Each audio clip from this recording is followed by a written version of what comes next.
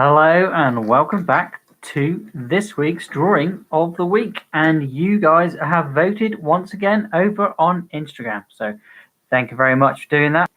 If you haven't checked out the vote already, guys, it's still up on my story. My name's Blut084, BLUT084 Art and Games. And if you're watching this live, you can leave a comment down below in the comment section. Or if you're watching back, scroll all the way to the bottom and leave a comment down there. Let me know what you did request on the vote, but the vote tally has come in between referencing a picture and also creating an original character. So the vote did go to original character. I have my own original character that I do work on very occasionally. That's actually somebody else's there. Give me a second.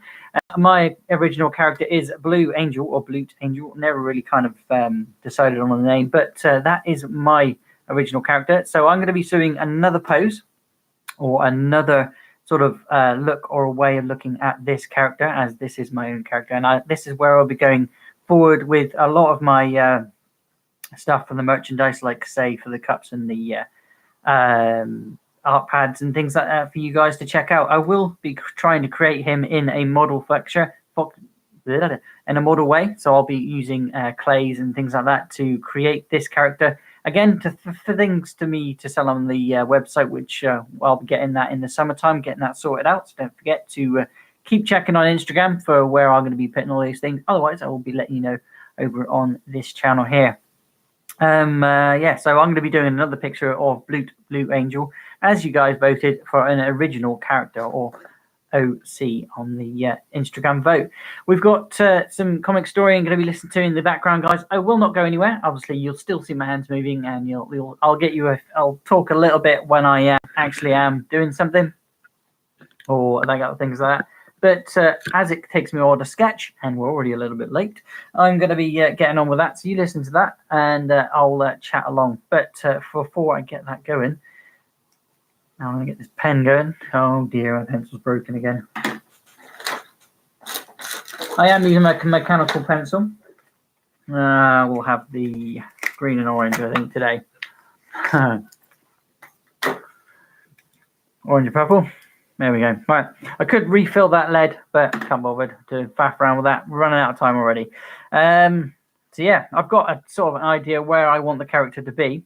As you can see, it's just a stick form, but this is not the full picture. I'm just putting in the basic sketch lines, as I always do, just to sort of give me an idea where the character is standing or what the character is doing. It gives me an idea again to know where I want to put things, where I want to do things, and where roughly I want the sort of the pose to be. He's definitely going to have wings, so I have to incorporate them somewhere or somehow. I do like to draw myself a wing, as you guys know. Big fan of wings. Anything I can fly with, anything I can do, I'm superpower wise, especially flying, is my favorite. I like to draw wings as well. Wings are just, I don't know, could be bat wings, could be bird wings, eagle wings. Always wings on a person though.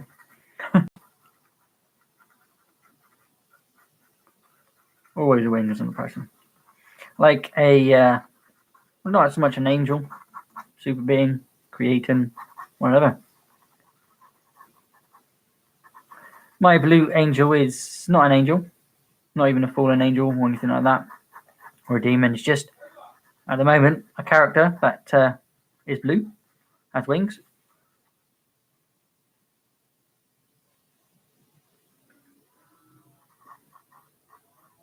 And going to be some sort of hero. Definitely going to have a sidekick. I'm working on the sidekick person already. Or sidekick, I should say. Haven't really got a name. A sidekick. My son gave the idea. Also, sort of incorporate what is around me. As you say, I'm Blute and my psychic's my son, and things like that. I got my dog, which I've created a picture before. The dog is a dragon. It's not in this book; it's in another book. I'll have to find that, maybe show you in the next video. Ooh, this. My phone's ringing. I bet you it's a cold caller, and I'm live. Great. Hello.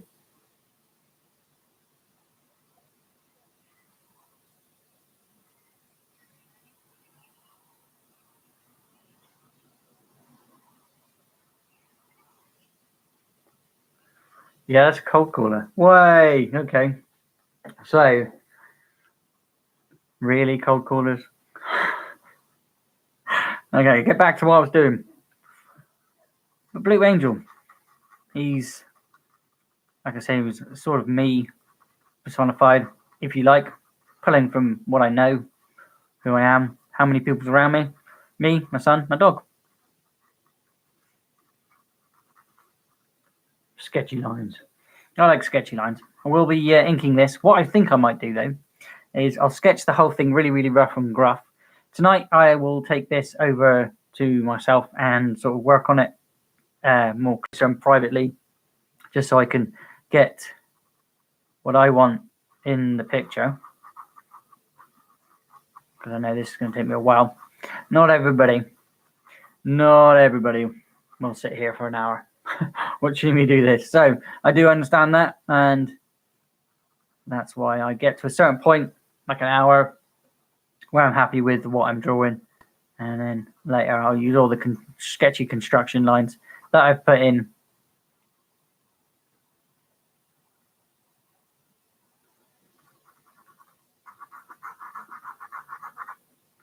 And use them somewhere else, doing something. Create the piece a bit more.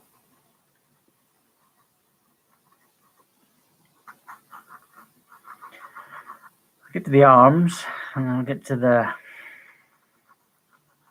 hands. I never really am good at hands. I want him to be holding a staff, because he does have a staff, and that's where his, like a genie, psychic comes out. If you understand the metaphor. From what I was saying earlier on.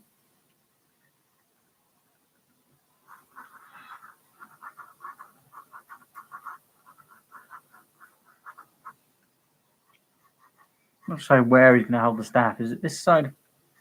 So he's not going to be holding it between himself again. It's a bit too long for that. Somehow I'm going to get the psychic in here.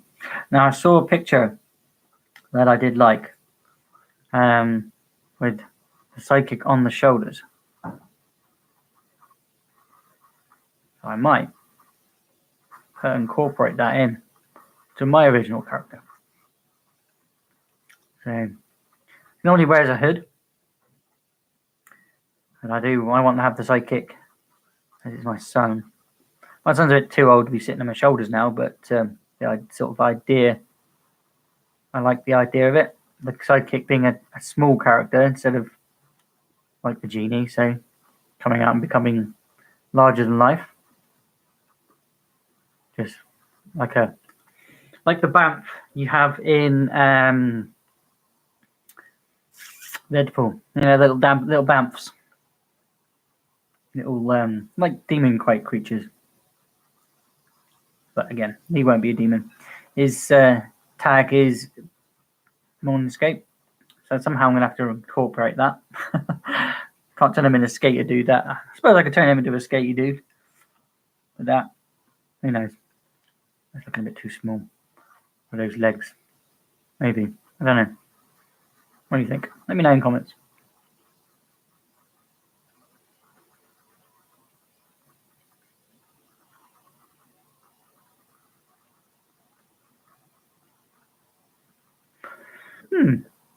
You could have more than one hand. Why not? Oh, excuse me. We're working on the original character because my original character is done. I want to start on the sidekick. So, 4 arms. Small forearms.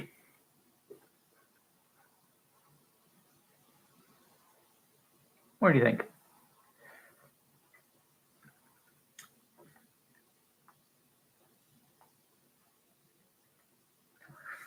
I don't know. We've reached 10 minutes. I'm getting to somewhere I think I know I want to be doing. So let's get going. Let's press that play button. Some Comic Story playing in the background. Again, guys, these are Comic Story, and I do listen to them very often. If you want to find out where they're from, then I'll leave you a link down below if there's not one already. A little while ago, Spider-Man wiped out the entire world's memories of who he was because he had told them who he actually was in the Civil War storyline. Well, Nick Spencer's been doing a great job of re-exploring a lot of those characters from Spider-Man's past, helping establish his run of the Amazing Spider-Man. And today, we're going to see Spider-Man dealing with the Black Cat, an awesome character that has kind of been forgotten recently and then turned into a queen pin of crime, as they put it, in the Dead Slot run. This is the Comic Story channel, where we take some of your favorite trade paperbacks and single issues, and we break them down into digestible bites to help you understand.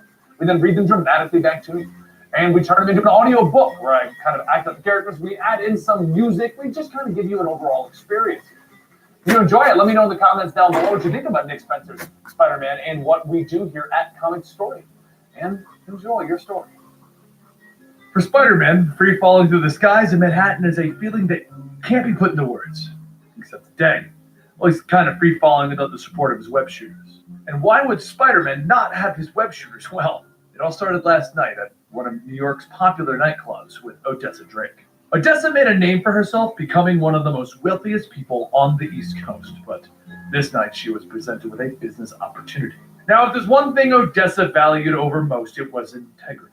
And what Dave McCauley was offering, well, that was particularly shady. You see, Odessa is the head of the Thieves Guild. A lot of crooks and criminals throughout the organization thought the Thieves Guild was an old wives' tale. But the ones who know that it's real continue to work, and dues need to be paid, something that Dave's not been doing. As the members of the Thieves Guild begin to pull Dave away, he begins to shout that he didn't know. Nobody thought they were real. And Odessa tells him it's a valid point. They've been working in the shadows for far too long. But he can be rest assured that all of that is about to change. The next day, as the sun comes up, the heroes set out to protect our world from the threats that plague their great nation. Captain America goes to fight off a group of mercenaries, and after throwing his shield, he notices something a bit odd. That shield that he always throws, well, it's not coming back. Elsewhere, Thor is taking on the Wrecking Crew, and even though he doesn't wield Mjolnir, his new hammer isn't one that a mere mortal could claim. Except someone did. It's missing. All across the globe, the tools the heroes use to protect everyone seemingly are disappearing. Who is Ghost Rider without a car from hell? He swears he parked it there. Who is Doctor Strange without the Eye of Agamotto? He thinks maybe it's on his other cloak. Who is the Punisher without his guns? He is going to get revenge on whoever took those. And now in our current time, well, who is Spider-Man without web shooters? But while Spider-Man is falling closer and closer to the ground, he begins to wonder how his back is going to feel when he hits the sidewalk. And he feels a tug at his arm. Who's that tug coming from? Well, the only person who swings around through the buildings of New York. Black Cat. Spider-Man laughs, telling her, I'm glad to see you. But how did you know where I was? I didn't butt dial you, did I? As she lets go, she swipes her claws at his face, telling him, save it. We got some unfinished business. As Spider-Man lands, he tells her, looks like the cat really changed her stripes, huh? Black Cat tells him, I'm pretty sure it's a zebra that can't change its stripes. Spider-Man then tells her, I also heard that a leopard can't change its spots, but you know what? That doesn't matter. The point is, you joined the dark side again, and I'm not going down without a fight. And no amount of history between us is going to make me hold back this time. Black Cat asks, really? Did you not notice how I saved your life? This isn't about us. Why would I just up and hit you like that? Spider-Man pauses for a second, but after coming up with nothing, he says, you know, you're right. I got no idea. She asks, seriously? You have no memory of showing up at my place the other day like a creep stating, hey, baby, I'm all spider now. Spider-Man then realizes that this kind of actually makes sense. It wasn't long ago that his personality was split in half, and we have that video up on the channel. His other cooler self, which was basically just Spider-Man, was up to some hijinks, and it would seem that he paid a visit to old X. Spider-Man tells her, look, I can explain. There was an isotopic genome accelerator that split me into two separate entities, each lacking critical attributes of the Black Cat interrupts him. Just stop talking before I hit you again. Now that that's out of my system, it's time for us to move on to business. Spider-Man asks, is this why my web shooters missing? Because some other people have had their things taken too, I think. She cracks her whip, telling him, getting those things back won't be easy, so hop on. There's something I gotta show you. The two arrive at an old fountain where Black Cat tells Spider-Man that for the first time she came here, it was as a child with her father. Not many people know about it, but this is where people offer tribute to the Thieves Guild. There are chapters all over the world, each of them with their own set of rules, and one must pay 10% of their earnings. It created a sense of union and order, but that was a long time ago. As organizations grew, the guild's influence faded and people forgot the old ways. It would seem that the guild is trying to make a comeback with their new leader, Odessa Drake. She was raised with the traditions and the lore of the guild, and she's got some very ambitious ideas for how to bring it into the modern age. Odessa is sending out a message to the world. They're pulling off a heist so big that everyone has to take notice. No one knows how to make stuff disappear faster than the guild, but luckily for us, we've got someone on the inside. She pulls down her sleeve, showing the Thieves Guild marking, and Spider-Man asks, "So you're..." The Black Cat tells him, "Yep, a member in good standing." "So, want to help me pull off the heist of the century?" The Spider-Man grabs onto Black Cat's waist. He tells himself that this is a terrible idea. A terrible, terrible, terrible idea. A short while later, uptown at the old cathedral, Black Cat tells Spider-Man to just let her leave. Two sneak into the building with Spider-Man staying close to avoid traps and detection until finally they reach the vault room containing all of the hero's belongings. Spider-Man looks around, stating, "Whoa, I feel like a kid in a candy store." Candy stores are full of ultimate nullifiers and demon-possessed swords. Spider-Man sifts through the items, stating, "My web shooters. I was starting to feel real naked without them. Not in a flirty way either." "So now that we have all this stuff, all we have to do is get out and give it back to everyone, right?" Black Cat turns to him, "Half." Spider-Man asks, "What?" Black Cat goes on, "All their stuff. If you want to give them back your share, that's fine, but half of this stuff here is mine. Do you even know how much all this stuff is worth? If Tigra's bikini is in this mess, I'd be set for life." Spider-Man says, whoa. "I thought you changed. You're a good guy now, right?" Black Cat says, "I did, but the old me would have kept all this stuff.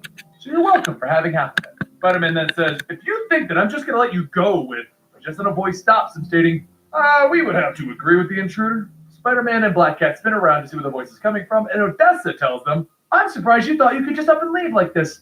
Either way, hello, Felicia. Welcome home. As the members of the Thieves Guild begin to surround the two of them, Spider-Man asks, "Well, aren't you going to introduce me to everyone?" Odessa tells him that he'll have to forgive Black Cat. "They don't usually allow guests in here. She should know the rules." And Black Cat tells her, "You should know that I've never been great with rules." And Spider-Man yells, "It's true. You should see her when she's driving. Always on her phone."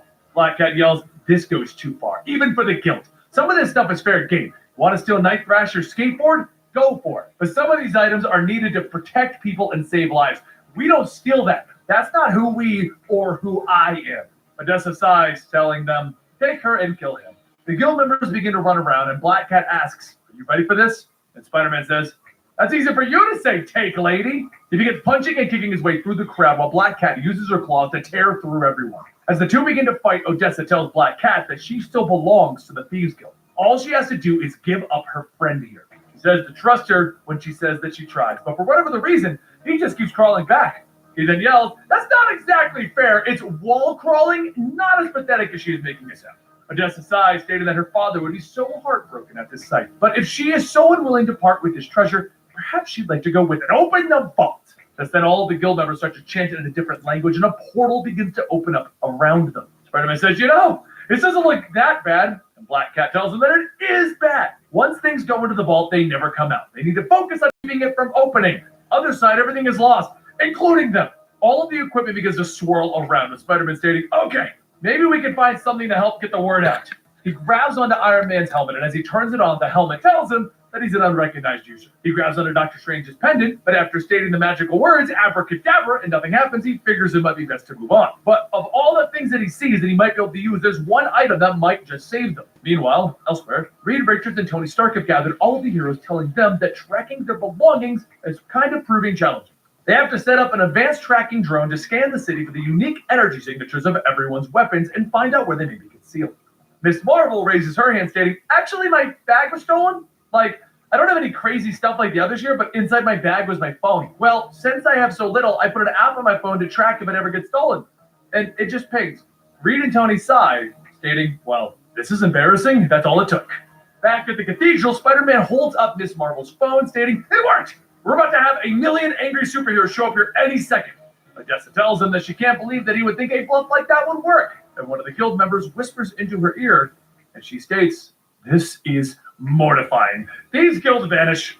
As the fire swirls around the guild, Spider-Man stands up in the smoke, shouting, "Yeah, you better run, or disappear into mist. I don't care which. And wow, you guys are really overhyped. Black Cat gets up telling him, actually, that's what they wanted. Now people all across the globe will know that the guild is around and still active. There isn't a thief that won't pay tribute now. Just then with a loud boom, all the heroes show up. And as Black Cat is knocked down on top of Spider-Man, he says, this isn't exactly what it looks like, guys.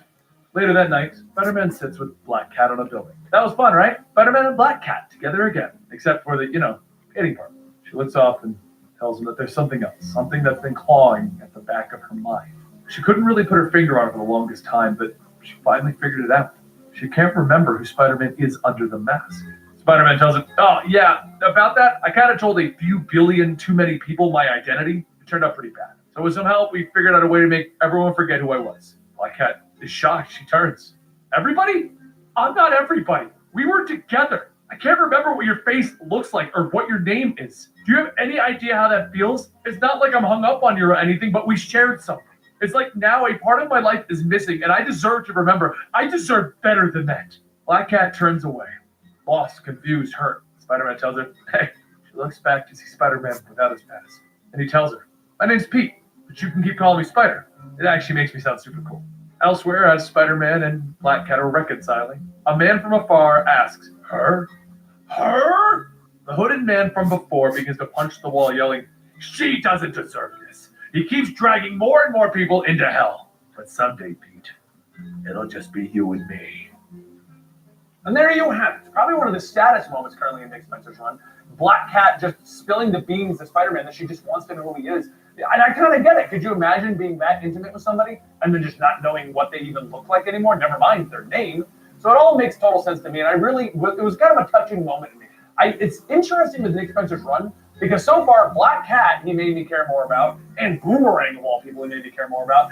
After the initial 6-issue run, Nick Spencer's comics have been just incredible with Spider-Man, and I've come to looking forward to it every week. But what do you guys think about his run in the comments down below? Let me know what you think about the way he's handling it. And what do you think about Ryan Ottley's art? Because he's the artist from Invincible. When Invincible ended, he came over here to do Spider-Man. It's kind of a cool thing. Either way, guys, don't forget to give this video a like if you want more Spider-Man here on the channel. And subscribe to our channel if you just want to get more comic book knowledge bombs in your brain. Boom! Spider-Man!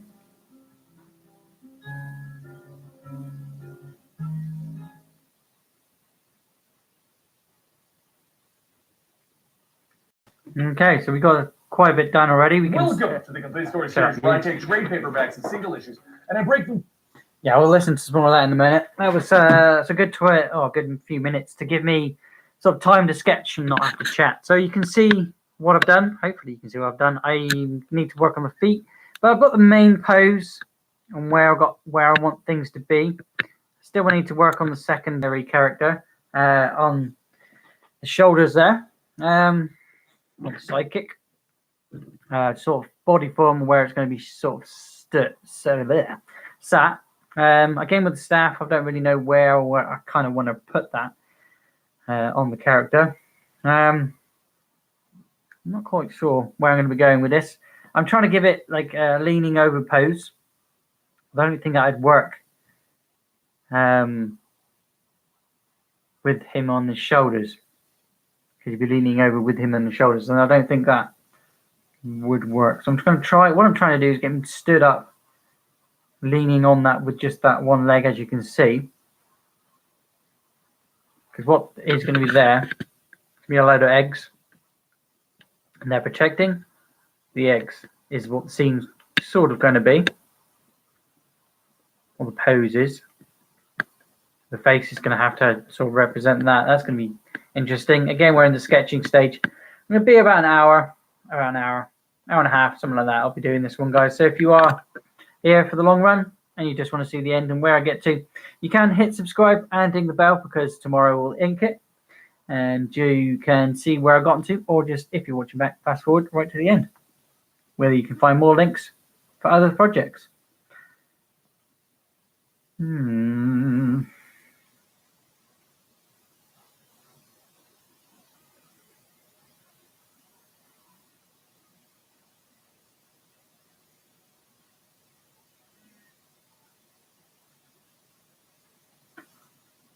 Okay, I'm just looking for pictures and other things to really help me.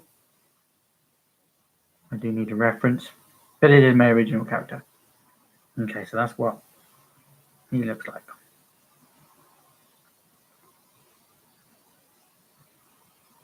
Okay, so I've got the other idea. That's sort of where I'm going to try and go to. You can see what I'm saying. That's just part of what I've been using. I've also been using a picture here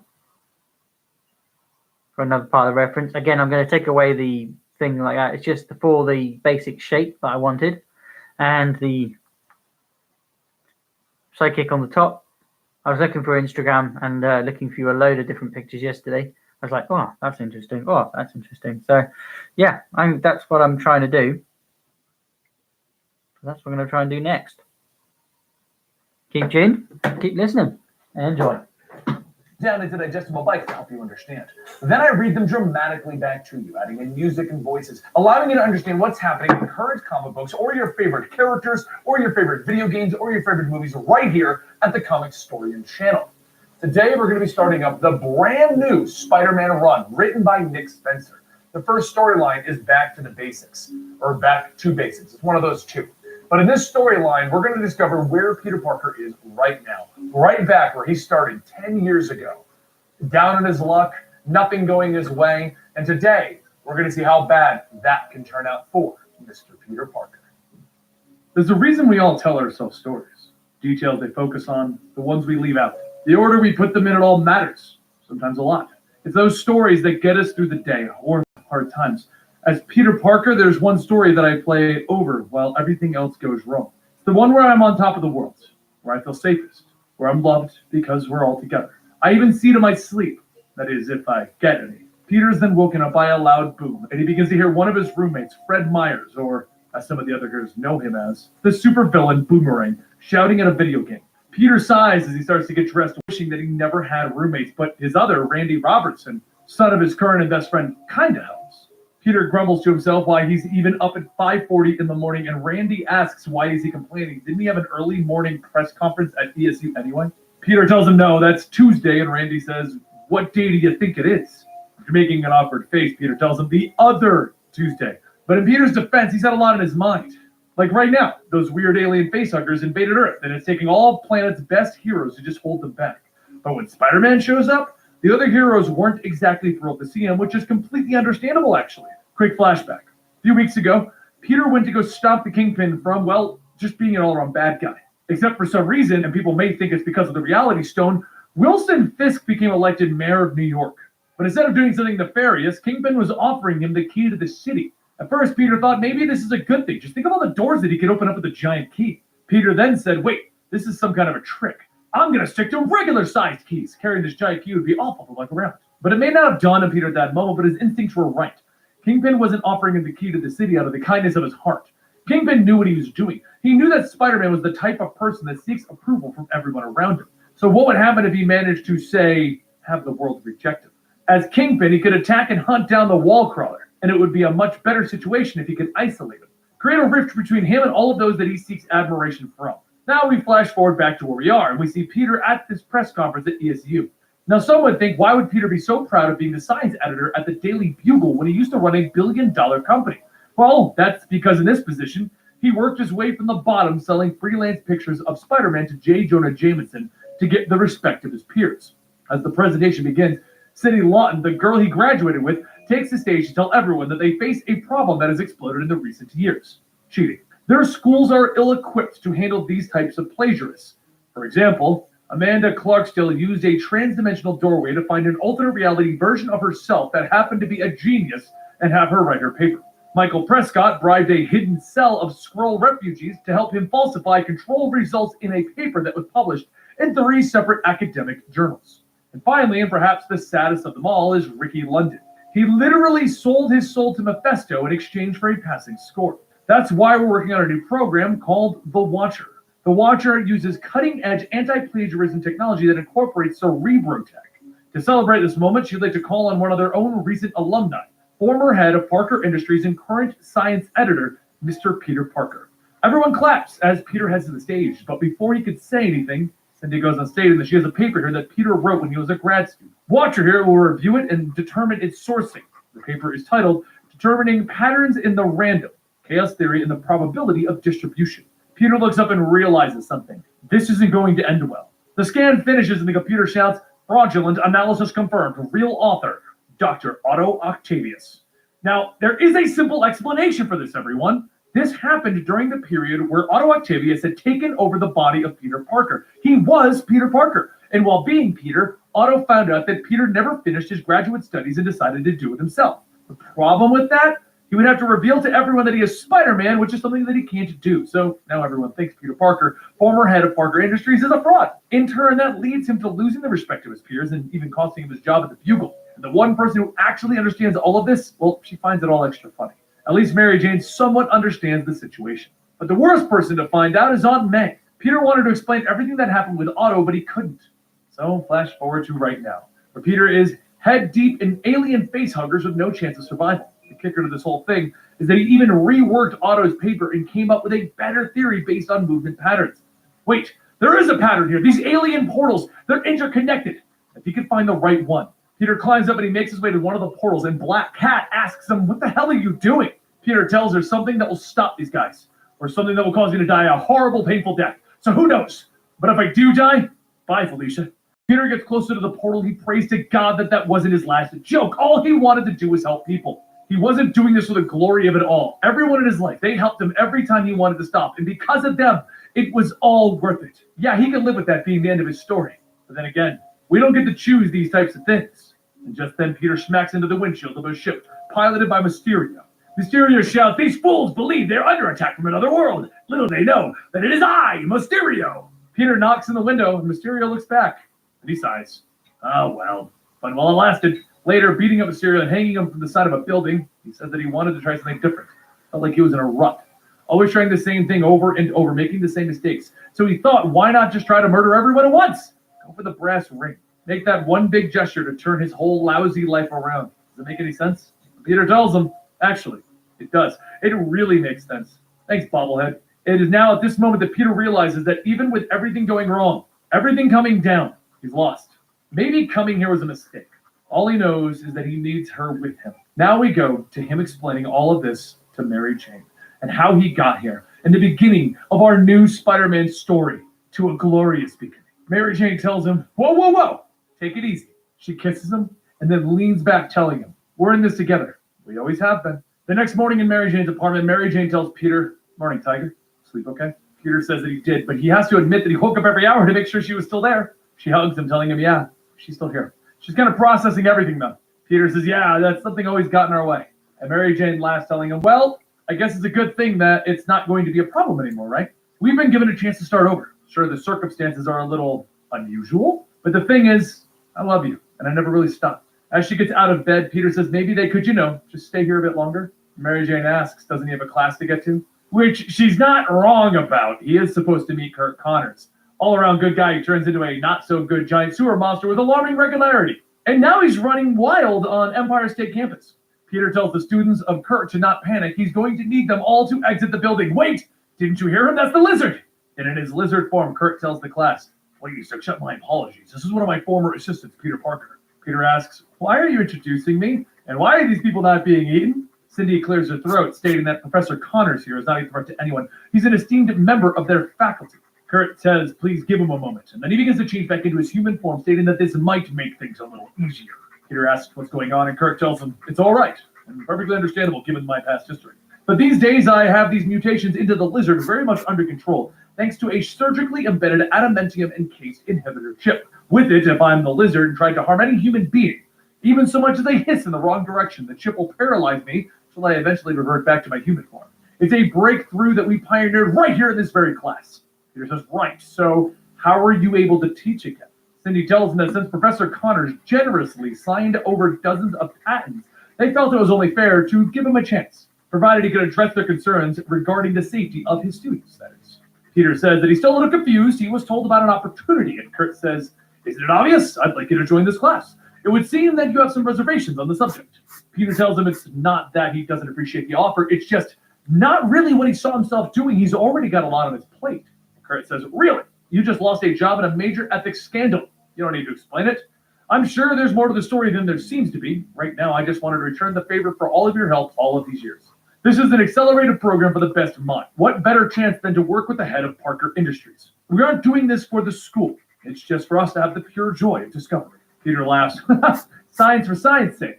And Kurt says, that's it. Underneath all the perpetually running late and weird talking to yourself habit, there's a truly brilliant mind in there, Mr. Parker. Plus, before you make a decision, there's something that you must see. Kurt shows Peter a machine, and Peter asks, what is it? So Kurt tells him, yes, the Isotope Genome Accelerator. And Peter asks, what is that doing here? This thing can do some crazy stuff.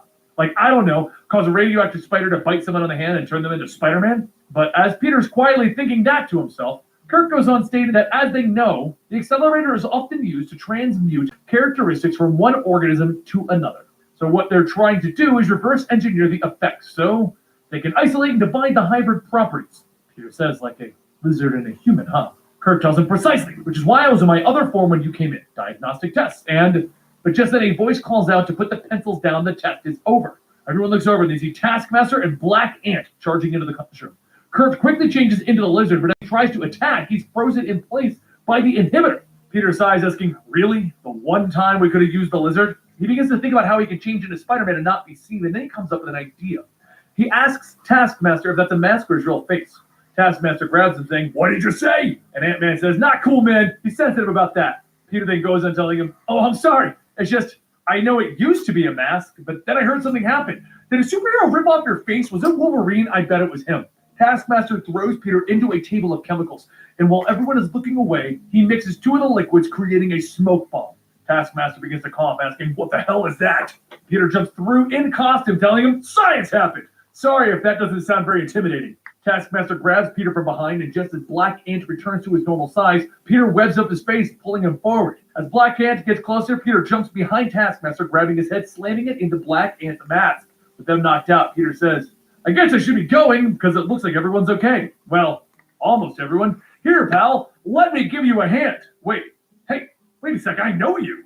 As Peter reaches down to help someone, that person is also Peter Parker. The next day, Peter decides it's time to try and live a normal life by going to the bowling alley with Mary Jane and his roommate Randy. Also Randy's ex Nora, because what's a double date without inviting someone's ex? As Nora says that they can settle their difference with the game, she gets a notification on her phone. She plays the video clip, and it's the news reporting that there's total anarchy in the streets of Lower Manhattan. Mary Jane whispers asking if he needs to go, and Peter says that he actually doesn't. Meanwhile, over in Manhattan, the buildings are destroyed and trampled by the Tri-Sentinel. One of the officers on the scene calls to dispatch that they're going to need the Avengers for this one. The Tri-Sentinel is loose again. And just then a familiar voice says, listen to him, new cops. This guy knows his stuff. He wins the Daily Double on today's obscure supervillain Jeopardy. Just then, Spider-Man swings by to fight the Tri-Sentinel. Now, some would wonder, how is Peter Parker in two different places at once? And that is a completely valid question. See, what happened is, when Taskmaster and Black Ant attacked the ESU, Peter provokes Taskmaster to throw him so that he could get away from everyone and change into costume. But what happened was Peter accidentally turned on the Isotope Genome Accelerator, the one that Curt Connors was trying to reverse engineer by splitting organisms. Well, the result is that we have two Peter Parkers. The two tested each other to make sure that each of them was the real deal. But this leaves the question, who's going to be Spider-Man? The real Peter quickly learned that with all of this happening, his other half was the one who had gained his spider powers. He tried to climb up a building and he fell off. He almost got hit by a car because he doesn't have a spidey sense as well. It's weird though, instead of being the hero looking down on everyone while he takes out the bad guy, he's now the guy in the crowd looking up, watching Spider-Man take out the bad guy. Maybe this could be the start of something new, a chance to settle down, go back to school, get a job that he's not constantly fired from. All of that was going well until he received a text from Kurt asking if he'd come in. While Spider-Man goes and deals with the Tri-Sentinel rampaging the city, Peter takes the subway over to ESU. Kurt asks if he's given any thought about joining the class, and Peter says that actually thinking about it nonstop. He was just wondering if maybe he could have a little more time to decide. He's really grateful, but his life is kind of... Kurt stops him. Crazy? Never going to change, Peter. A new quarter starts in a week, so you have until then. But really, I wanted to take a look at something big. Kurt turns on a monitor, and on it is a lab rat. Kurt tells him it's Horatio. They've been watching him and wanted to make him the first test subject of their experiment. Here, Horatio would run the maze in record time, and now after exposing him to the converted accelerator, there are two Horatios. When tested again, Horatio 2 would run the maze with no issues, and the original one would get stuck. When Horatio 1 was placed on a wheel, he would outperform Horatio 2. If you could, please bring the aero gauge over, would you? You need to run a test. Peter says sure, and he looks over at the tool and he notices that he doesn't really know what any of them are, which means that Spider-Man got his science smarts. As Kurt grabs what he needs, Peter asks what's next, and Kurt says, well, we obviously can't do human testing, it's simply too dangerous. Peter says, wait, did you say dangerous? Kurt tells him yes. As it stands, they don't know how these abilities are divided or even the scope of it. It's simply aptitude and learned behaviors. Or could it be something deeper, like, for instance, emotional states or moral beliefs? Within each of them is a careful balancing act of opposing forces. What sort of person might be left if only half of you made it out? Imagine a trained soldier separated from their conscience, or training to protect civilians, or a world-class surgeon who suddenly had no commitment to his oath, do no harm. Peter thinks to himself that these are certainly possibilities.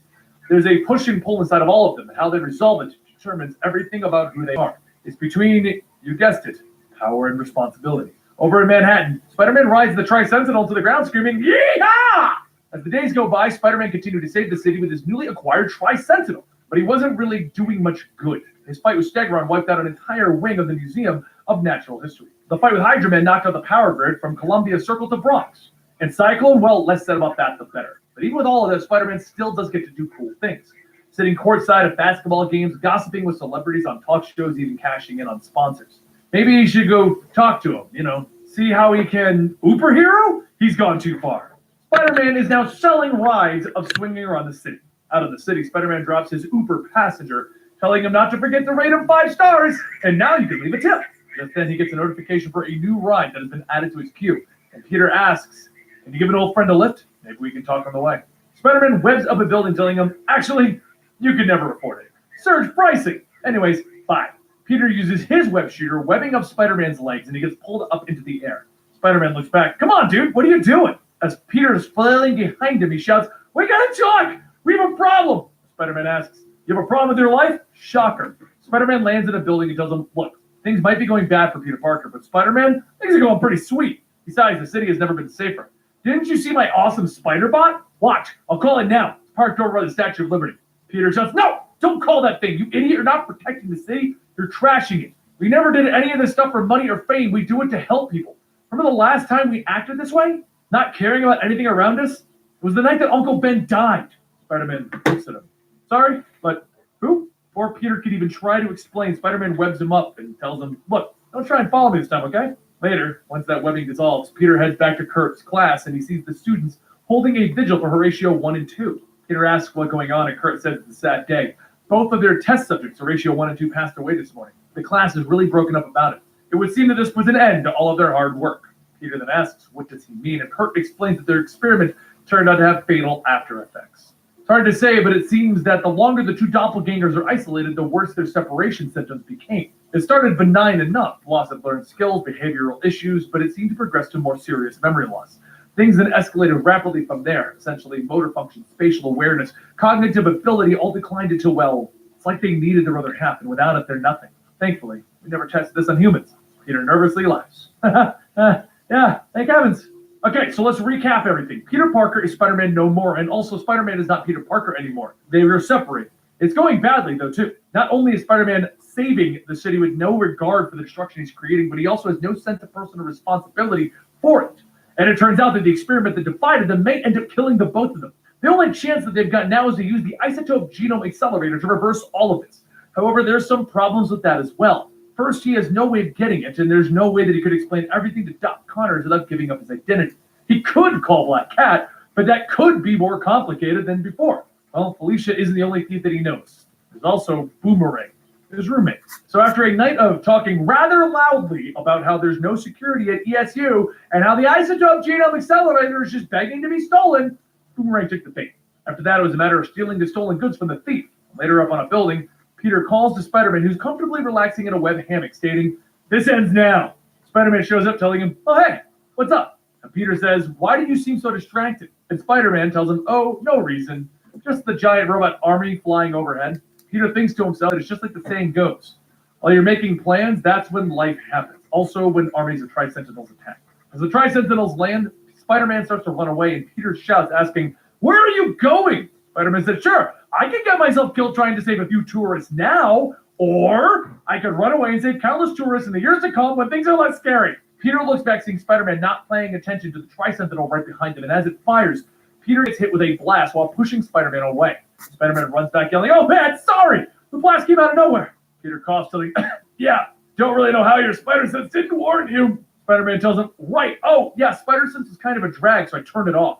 It's hard to get through an episode of Westworld when that thing's going off all the time. Peter tells him, you can turn it off? Spider-Man says, sure, as long as you don't mind the occasional sharp, blinding pain every once in a while. Peter groans, stating, at least I'm going to go out saving someone's life. Hopefully, Uncle Ben would have been proud. Spider-Man says, dude, why do you keep saying the name of the delicious brand of instant rice? You know what? It doesn't matter. I will avenge your death. From now on, I am Peter Man, protector of the mediocre guys who never really made anything out of themselves. Peter says that maybe this is needed then. Finally understand that with great power must also come great responsibility. Spider-Man stares for a moment and says, yeah, nah. Spider-Man sighs, telling him, it's worth a try. He webs up the accelerator and pulls it off the ledge. As it crashes onto the ground, there's a bright blue explosion going off. And Spider-Man says, that was a pretty good shot. Looks like we're about to sing a really moving duet here. Spider-Man says, man, you never get how annoying the jokes are until you're on the other side of them. Suddenly, the two Peters begin to merge, and from the blast, Peter webs out shouting, yeah! Can already feel myself trying to be funny again. It's me, Spider-Bot! Seconds later, the commandeered Tri-Sentinel slams into another Tri-Sentinel, with Peter getting to work reprogramming all of them. And once the last of them is destroyed and rewired, Peter tells the others to leave the city and return back to where they came. The place that they came from happens to be an old hideout of the Life Foundation, which makes sense since they were the last ones to use Tri-Sentinels. They then went under years ago, so maybe Mendel Strom? On the ground is the broken, left-for-dead shell of a man known as Mendel Strom. Peter hurries over, telling him to hang on. They'll get him some help, and Mendel stops, telling him, yes, my name. Yes, my. And he passes away.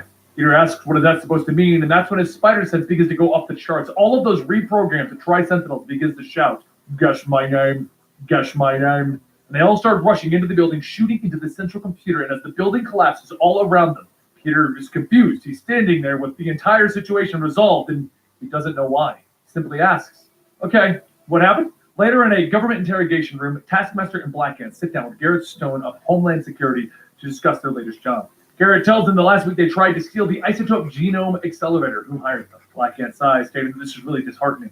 And Taskmaster says, yeah, where's S.H.I.E.L.D.? Garrett tells them the S.H.I.E.L.D. no longer exists, and Black Ant shouts, that's a travesty! Look at this, we're being interviewed by guys in suits? Black Ant and Taskmaster continue to make jokes, and there's a sudden explosion and an aircraft waiting outside. Taskmaster yells, see? This is why you never interrogate a supervillain in a room with an exterior wall. Oh, and by the way, we were after no damn genome accelerator. The guy who hired us playing a totally different game. And over in an unsanctioned jungle, a man starts picking himself up, stating that he's so sorry. He was just looking for a little adventure, something to brag about to the guys back at home. The man tells him, yes, I struggle to survive amidst predators of all kinds. I understand it better than anyone could possibly imagine. I am a hunter, after all. Craven. There you have it. Spider-Man's new beginning with Nick Spencer. Now, this first storyline I thought was okay, but the next We really bunch are that pushing he for Craven. does I are really don't like that incredible. character. And that's what got me into doing this Spider-Man storylines here for you guys, because I couldn't wait to do the next one and the one after that and the big reveal with Black Cat and what's going on with Fred, I think his name is, the boomerang guy, you know, the villain in the story. Either way, guys, if you want to know more of what's happening to Spider-Man, then make sure you subscribe to our channel. He's one of my favorite Marvel heroes, so we will always be covering him right here on the Comicstorian channel. And if you want to chat more with me directly, then go on over to our Twitch channel, twitch.tv/eligiblemonster, where you can find me and the team hanging out every Thursday, Friday, Saturday, Sunday, and Monday, doing everything from comic book podcasts to playing Warframe and Final Fantasy XIV. Yeah, we do all that stuff over there, and we'd love to have you come over and join us. And if you see my hair turn purple again, that means we got a sub goal. They like to turn my hair colors. I'll see you next time.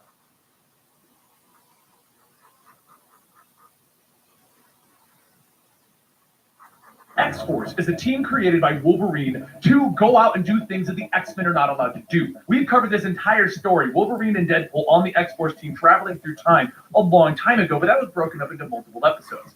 It's time for our full story Mondays, massive Mondays, storyline of us taking our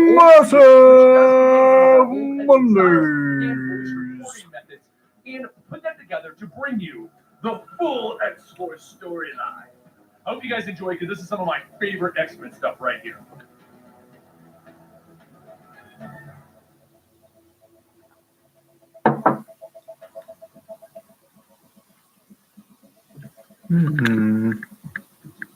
Getting there.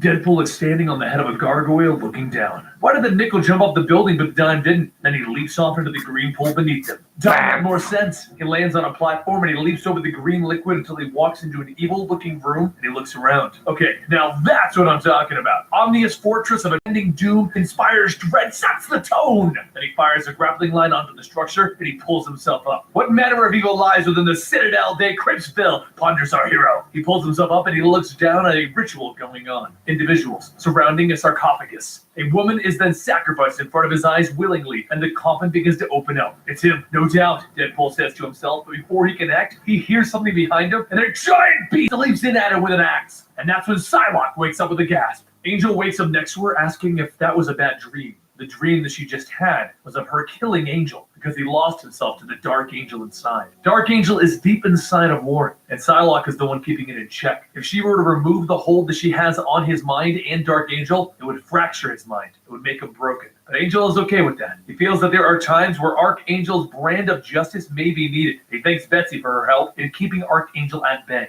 For everything else, he has X-Force to handle it. But after they talk about their relationship for a minute, a call goes off. And Warren knows only one person that has that line. And if he's not dialing him drunk, it may be an emergency. Meanwhile, over in London, Fantomex is on a job trying to acquire goods that aren't exactly his when Wolverine interrupts the job to make him aware that they have a secret meeting to get to. Wolverine, Psylocke, Angel, and Fantomex all load up into Fantomex's ship and they get on with their mission. The call was from Deadpool, and it was a red alert. He needed help, and the target was something huge. The ship reports that they have arrived, and the team gets to work jumping past the green liquids that Deadpool was near before. Wolverine then begins tracking Deadpool's scent, and he follows it to a big, ugly statue sitting off on its own, and he pops his claws, and he leaps in. Wolverine is known for his tracking skills, so when he decides to attack a statue, there's a reason. And the statue responds by swinging at him. Wolverine begins to cut into it, and then it digs its axe into his shoulder, infecting him with something, possessing him. He turns and he sees Angel, bloodshed, horror, gore, lost, and he leaps at Angel with his claws ready. Murder, fire, wrath! Psylocke jumps onto the beast's back and begins to dig her weapons into its brain, hatching into it psychically. Then there's a feedback as she hits the ground telling everyone, fire is the only solution! Fantomex luckily can make people see what he wants them to see. Misdirection, he calls it. And he points at the beast and he tells them, the girl is the one. The beast stops, grunts, and it seemingly explodes. And when Psylocke asks what happened, Fantomex tells her that he made the beast think that he was in love with Psylocke. And I didn't agree with him. She then patches into Wolverine's mind, fixing his rage, and the team presses forward. They find Deadpool strapped to a table and they let him go. Deadpool leads the way out of the building, and as he jumps in to attack some of the guards, he asks the most important question. How do you kill a circus? Go for the jugular! And he cuts the guards' throats. They all leap out the window and onto Fantomex's ship before escaping. But as they leave, Wolverine asks Warren, how long has he known about Apocalypse's return? Warren explains that he had Deadpool hunting down leads for years, all for this moment, the moment that he returned. And he intends to be the one to kill him, by any means. The team regroups and they go through a little research until they discover that Apocalypse's followers and his horsemen have brought him to the moon for training. They suit up and they ride Fantomex's ship into space, but as they get closer, war opens up by smashing the front of their ship. They crash that hard into the structure on the moon, and War appears before them, smashing into the ship even further. The ship is actually Eva, and is linked mentally to Fantomex. He can hear her screaming out in pain until she's gone. As Deadpool runs back in to mess with War, the group looks up to see another of the horsemen tapping on his drum. Rat-a-tat-tat! And Angel takes to the skies, screaming that he's going after him. But as he gets closer, he's dropped as soon as he gets close, in severe pain, as this horseman is famine. Meanwhile, Deadpool is dodging War's attacks, singing, War! Good God, y'all! What is it good for? Absolutely nothing! And he tries to open fire, but War grabs him and throws him across the moon. Deadpool bounces across it, stating, ouch, crap, damn, ass, damn, crap! And he lands in front of a woman with an umbrella. Hello, pretty moon lady. He stands up with his sword ready, and she opens up her mouth, revealing hundreds upon hundreds of insects. Back with War, Wolverine has a plan that involves using the low gravity, and he picks up War, and he throws him into the sky, so Fantomex can throw a grenade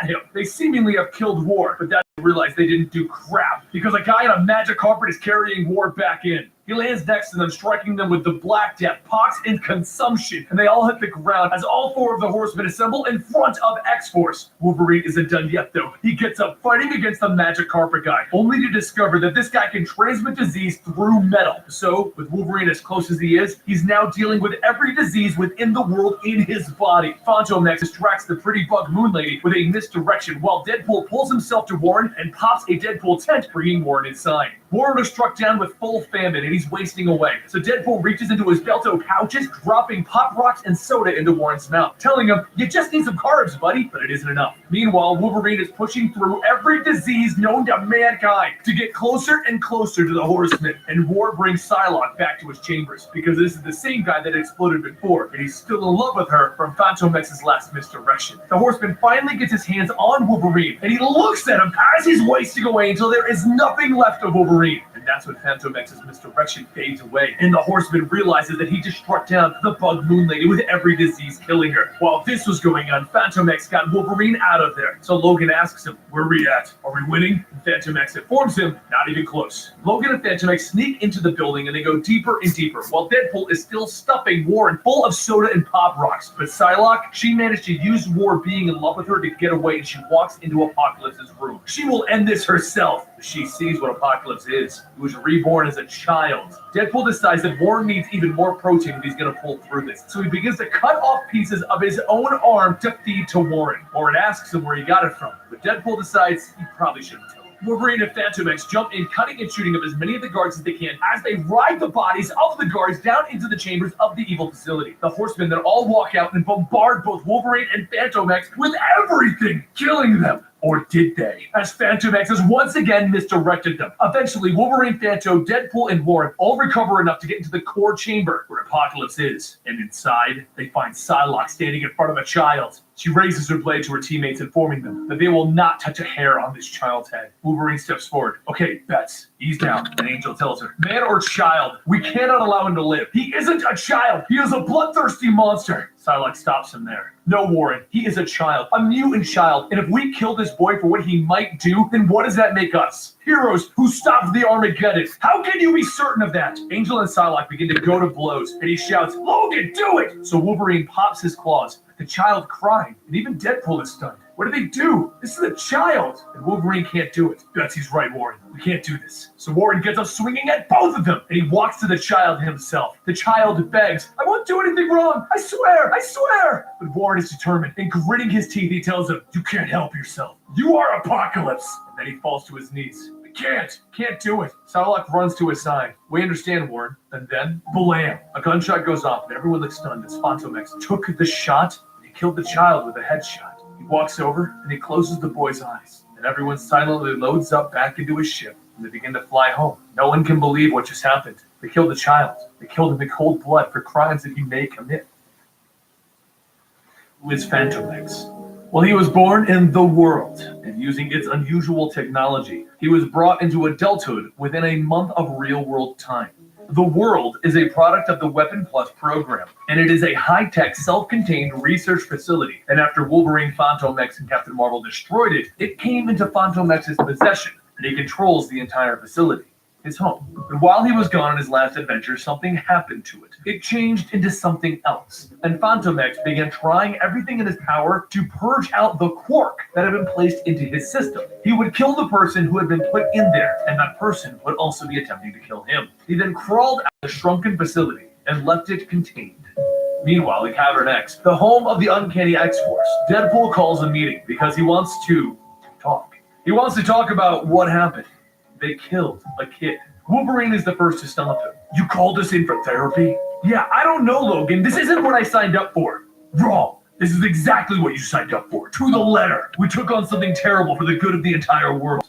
"How can you say that? We walked into a room and we saw that he was a kid. We all agreed it would be wrong to kill him." "We all agreed on killing Apocalypse. I don't lose sleep over it. We did the right thing." And Psylocke stops him. "Who are you trying to convince, Logan?" Everyone storms off, each with their own opinions as to what happened and how to handle it. And while this was going on, Fantomex went back to his home with the woman that he called Mother. He explained where he had been, doing deeds for the greater good, and as he convinces her that everything will be okay.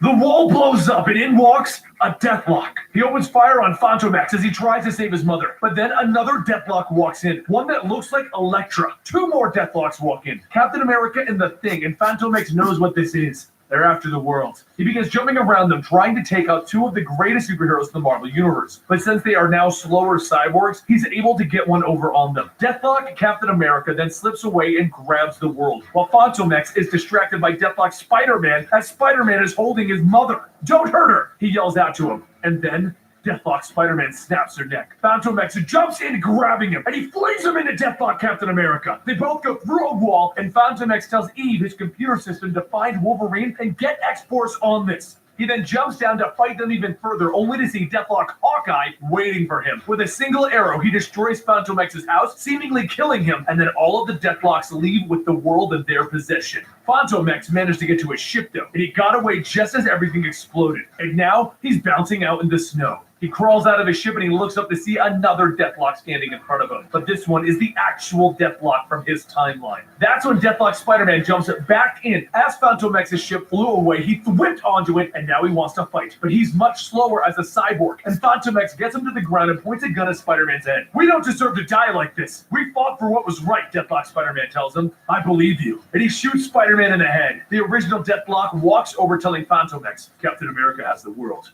We need to stop it." The cyborgs begin running towards Father, as they are calling him, telling him that they have the world, they will save him. And Fantomex shows up out of nowhere, opening fire on them. "You had the world." With Fantomex's bullets and Deathlock's help, they manage to take the world back from the cyborgs. Fantomex looks down at Captain America's shield that he acquired during the fight, and he asks Deathlock if he'll be keeping it, because he could use it for a new museum that he has to build. That's when one of Fanto's ships lands, and he applauds.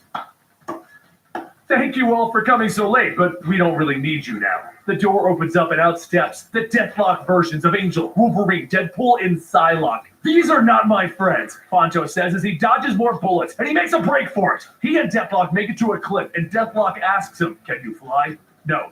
"Me either." And they jump off the side of the cliff. Fanto grabs onto Deathlock, and he jumps down using Captain America's shield to break their fall, and they break into the lake down below. Then another ship lands, and out steps Deadpool, Wolverine, Angel, and Psylocke with the real current time versions. Deadpool looks over at Fanto, and he tells him, "You have no idea how close the vote was." "Vote? If we were going to leave you to die or save you." Wolverine then tells Wade to shut it, and asks Le Pew what the story is. So Fanto explains that Mr. Robot Guy and him are holding an unconscious cyborg Captain America and the fate of the world in their hands. They load the cyborg Cap into the ship, and Fanto explains what they're after. After explaining why he didn't destroy the world the first time that he and Wolverine stopped it, they patch into cyborg Captain America's thoughts, and they see who's controlling them. In an alternate future, a program known as Operation Deathlock was started, and every hero that they dropped was changed into a Deathlock, adding to their numbers. The heroes had become their own judge, jury, and executioner. They welcomed the change, and in the end, everyone was a Deathlock. The plan had succeeded. So Wolverine demands to know why they came back in time if their plan had worked, and Cyborg Cap explains, because of Apocalypse. Angel tells them that is impossible. They killed Apocalypse. Why send back an army of Deathlocks to kill Fantomex? He's the one that killed Apocalypse. And Fantomex interrupts, stating the obvious. None of this matters. If they can kill Father, they'll end this. So where is Father? Cyborg Cap then tells him, deep in the world, where he always is. So Fanto decides that it's time to kill the future. And he moves out to the desert, which is the perfect place to expand into the self-contained laboratory known as the world. They walk inside, and Fantomex locks them in and shoots the lock. Why did you do that? Do you think it'll lock even tighter? Psylocke asks him. It works in the movies. He tells her as they walk deeper inside. Then they split up to cover more ground. The team ends up fighting against the defenses and the cyborg versions of themselves. And it's Deadpool that finds the father. And as he prepares to kill him, takes a knee in front of him, and the father refers to Deadpool as his favorite son. Meanwhile, Fantomex has found his way into a lab within the world, the one where his own project is being kept, the one that he's trying to keep secret from X-Force and Father. He needs to ensure that it will remain safe. But that's when he sees a line in the computer coding, one that states, I know what you've been working on, and now I know where it is. Fanto is confused. How could Father have tracked him unless he's been misdirected the whole time? He turns around, pulling his gun out into the face of Deathlock, the person that was supposedly following him to help him. Deathlock then begins to change into the cyborg version of Fantomex. He's been misdirecting himself the whole time. Fanto thinks to himself, it's a little off-putting to be misdirected. And he begins to fight against his own future cyborg self. Luckily, that's when Fanto's own experiments begin to activate. Weapon 15, Ultimaton, and it blasts the evil Fantomex. Then Cyborg Wolverine jumps in to keep fighting Fanto. He shouts out for Ultimaton to seal up the lab, and that's when he gets clawed in his back. Back in Father's room, though, Deadpool is watching this happen on a computer screen, and Father tells him, Fanto is a spoiled child, and you are the proper heir to everything. As they watch Fanto dying, Father tells Deadpool, Your father is so proud. You'll get a cake for this weight, and a kiss on the forehead as I tuck you in. Deadpool thinks to himself, yeah, that's gonna be odd. Wait a second. Did that creepy old man just say he was planning on kissing me and tucking me in? No, that doesn't sound right. And he turns around, cutting off father's head, as he calls him the creepy uncle. With the death of father, all of the Deathlocks vanish because that timeline doesn't exist. Everyone meets back up at the edge of the world, and Deadpool arrives with father's bloody head on the end of his sword, telling everyone, he was a loafer. Then, as the original Deathlock looks into the deep depths of the world, Fantomex tells him it's time to go. There's nothing to see here. So what was Fantomex working on that he needed to protect? Well, the world has the technology to create super soldiers and clone individuals. And deep down inside, Fantomex is raising his own clone of an individual. Someone named Insabadna, or you may know him by his more common name, Apocalypse. Wade Wilson, also known as Deadpool, is in an army base snooping around. He calls back to inform Wolverine that there's nothing here, and Wolverine tells him, keep looking, bub. Meanwhile, Deathlock, the original cyborg individual, has joined up with the X-Force and is discussing the objects in Fantomex's museum with him, while Psylocke is helping strengthen the walls within Warren's mind. You see, a long time ago, Apocalypse came and he turned Warren into one of his horsemen. The persona is known as Archangel or Dark Angel, is a pure evil, and is now locked within the mind of Warren. It's Psylocke that daily goes in and strengthens the hold on Archangel, because she fears that if she removes him, she'll do damage to Warren's mind. That's when Wolverine comes over and wakes her up from her trance. They have a mission before them. Deadpool stopped answering his comms, and Wolverine thinks that they need to go retrieve him. They break inside of the base, and they hide in the outskirts of it, while Psylocke sends an astral projection of herself inside. She walks right into the main chambers, where she sees the villain of Maul. He's the one behind this. He was also expecting them. On the outskirts of the base, he grabs a hold of Deadpool using his mind control, and the various guards around him turn into a Maul's thugs. Then as Fantomex turns to his friends for help, he sees that Amal's also taken hold of Angel and Wolverine. Idiots. Why am I the only one with a telepathic dampening field? Fantomex says as he begins to lift up Psylocke's body. Deadpool leaps in at him, and then Wolverine jumps over, cutting off Fantomex's arms. Except none of it happened. Fantomex misdirected them and made a break for it with Psylocke's body. Meanwhile, on the mental landscape, Psylocke and Amal are battling it out. Amal digs deeper into Psylocke's mind, pulling out the bad memories, the other thoughts that she doesn't want Amal to have. Realizing what he's done, she gets out of the mental landscape, kicking Wolverine in the head as he's about to kill her, and then she begins to run off because she knows what she has to do. She begins to sprint across the base looking for Warren. She finds him off on his own because she hits him right away with sleep, dropping him. Then she enters his mind, but she finds Amal has already entered the memory in which he locked away Archangel. Amal walks into the room that is the cell for Archangel, and he lowers it. He'll use Archangel against her, but Archangel murders Amal's mental projection, greatly disrupting him. He then takes control of the body that is Warren, and he murders the guard next to them. Psylocke, Wolverine, Fantomex, and Deadpool all walk into the main room where they see Angel standing over the dead body. They all watch as he doesn't say a word before walking out of the base. A few short days later, Amal heads over to a well-known journalist to let him know that he has information on a certain X-Man and a certain Avenger who are both working for a Black Ops team murdering people. The journalist tells him that that would be a bad day to be a mutant, and Amal leaves behind footage of Wolverine and Angel murdering the guards on the military base. News of this travels up the newspaper's chain of command, and as it turns out, Warren Worthington owns that newspaper. So he gets the phone call, and then he informs the editor-in-chief that it is all slander, to kill the story before it's too late. He then walks over to the edge of Cavern X with Psylocke telling him that he's due for his session, and then he ignores her as he leaves. So Psylocke runs over to inform Wolverine of this potential problem. The editor is quickly discovered as missing, and the journalist seeing this realizes what that means for him, so he begins trying to upload the files so that everyone can see what he's discovered. But it's too late.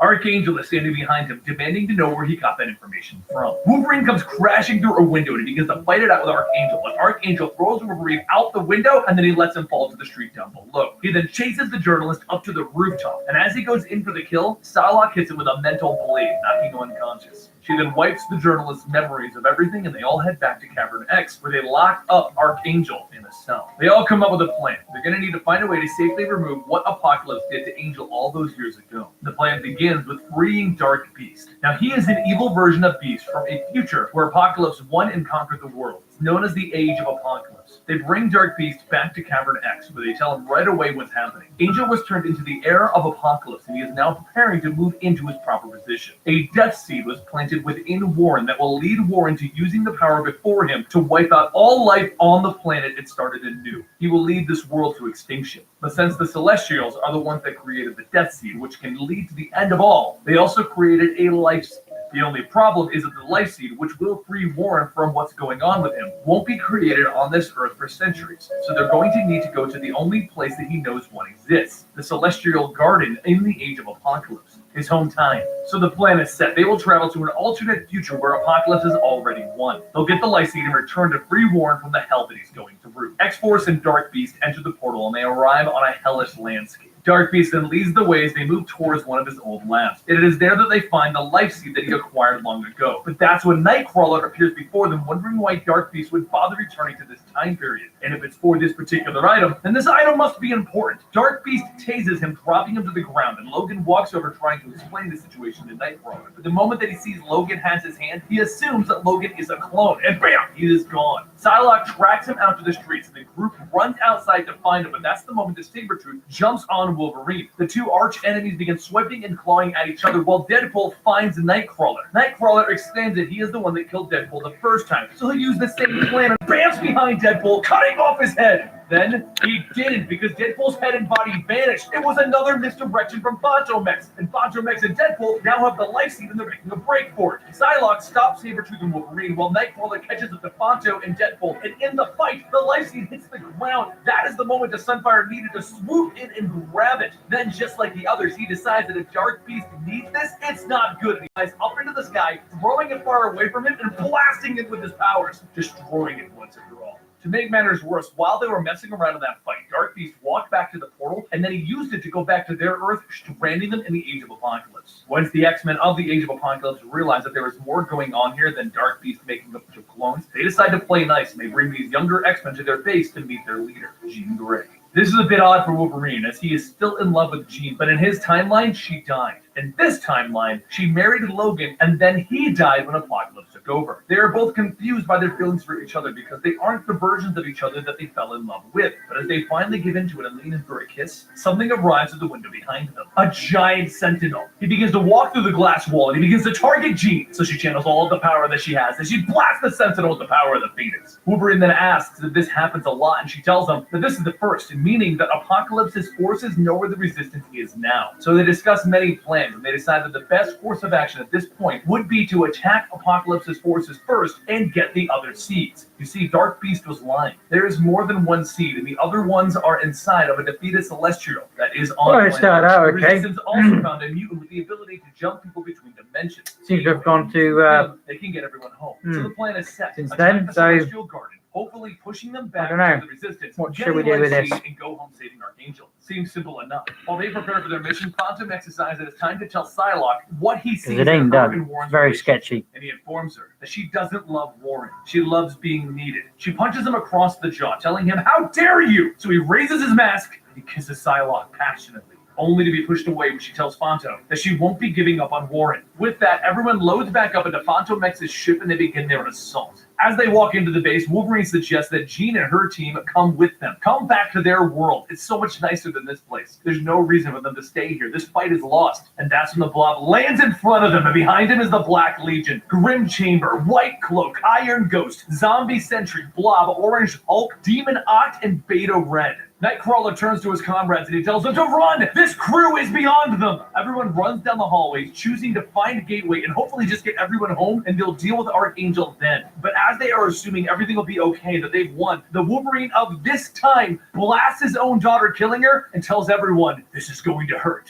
While everyone in the Age of Apocalypse thought that they had lost Wolverine, it turns out that he is the heir to Apocalypse, and the whole world right now is because of him. The X-Men and the Black Legion begin to battle it out with no other option. Heroes are being lost at every turn, beginning with Gambit sacrificing himself. But while this is going on, Logan begins swiping at his evil doppelganger with the mutant Gateway bound up behind them. Deadpool and Nightcrawler begin to jump into the battle against the evil Wolverine. And evil Wolverine grabs Deadpool by the throat, telling him, "You need to go home." There is nothing to be gained from killing you. And Deadpool responds with, that's like crazy reasonable. But you just killed your own daughter, and she's kind of the daughter of our Wolverine, and he's kind of our boss. So the evil Wolverine throws Deadpool aside. Fine, you weren't born of this world, but I will bury you here. Then Jean tells everyone to stop as she floats over to evil Wolverine. They were married, they were together. He traded it all in for this fate. He invites Jean to join him. Once the culling is done, they can live happily ever after right here. She considers it for a second, she legitimately does. And then she bombards him with the power of the Phoenix. It doesn't even faze Dark Wolverine as he smacks her aside, and then he picks her up and flies off. He will force her to be his Dark Bride if he has to. Then as he's preparing the ritual, Wolverine and the X-Force leap in on top of him now that they've accomplished all of their separate missions. And Deadpool says it best, hot Wolverine on Wolverine action! With everyone swinging at evil Wolverine, he is slightly distracted, and Psylocke tries to patch into his mind, but he has defenses that he throws it back at her. Then as our Wolverine goes in to rescue this version of Jean, Dark Wolverine cuts him in half with a laser beam. Then everyone vanishes because it didn't happen! Fantomex is at it again! Psylocke then realizes that Fantomex is back, which means he must have all of those extra life seeds that they found inside of the Celestial. Use one of them on Dark Wolverine, she shouts at him, make him normal again! And Fanto holds up the seed with a sad face telling her, there's only one Psylocke, and if we use it, we can't save Warren. So Jean tells the X-Force to take it and leave. Wolverine turns to her, there's no way I'm leaving you with this chump. He then turns to the X-Force, take that chump down! But even Fantomex can see that Wolverine's judgment is clouded. Jean sees that he won't give up, so using her powers, while her resistance holds back the Dark Wolverine, she lifts up the X-Force. Wolverine tells her to stop. I won't let you do it. I won't abandon you again, Genie. You are going to abandon me, Logan, because I'm not your Genie. Then looking at Dark Wolverine, she tells him, I'm his. Goodbye. Save your world. She sends them through Gateway's portal with the one life seed. Then they land right in front of the last person they wanted to see, Warren,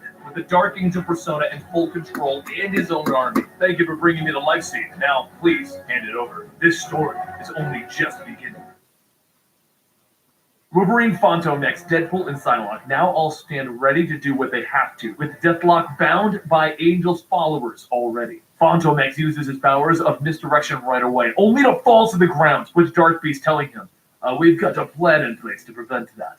So Wolverine gets his claws ready. Worthington, you son of a bitch! I haven't used any incendiary language. Why escalate things? Wolverine dives in, slashing up Warren's armor, but then a child named Genocide that looks like pure radiation blasts away half of Wolverine's body, bringing it down to the bones.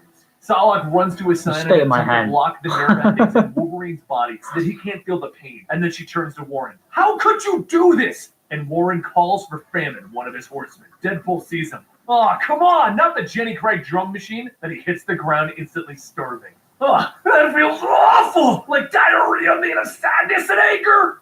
Angel then walks over to Fantomex. The life seed, please. His chest is getting bigger and bigger each more I put on there, so I'm not going to make it any bigger.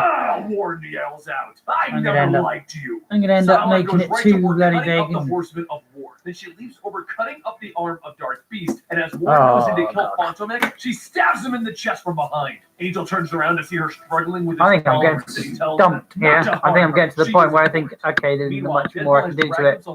Until I ink and change it a little bit that way. Because it's construction line on construction line on top of construction line.